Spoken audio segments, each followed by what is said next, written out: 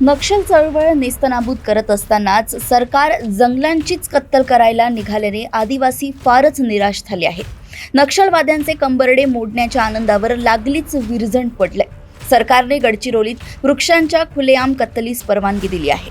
1,00,000 झाडांवर अवघ्या 15 दिवसात कुऱ्हाड चालणार आहे। त्यामुळे आदिवासी समुदाय संतापलाय। गडचिरोलीतील लोह खाणीसाठी 1,00,000 झाडांची कत्तल करण्यात येणार आहे। केंद्र सरकारच्या पर्यावरण मंत्रालयाच्या तज्ज्ञ समितीने गडचिरोली जिल्ह्यातील या कंपनीला लोह खनिज उत्पादन 10 दशलक्ष टन प्रतिवर्षावरून 26 दशलक्ष टन प्रतिवर्षांपर्यंतच्या उत्पादन वाढीला हिरवा कंदील दाखवला आहे। त्यासाठी 1.23 लाख झाडांचा बळी देण्यात येणार आहे। हा प्रकल्प नक्षलग्रस्त भागात आहे।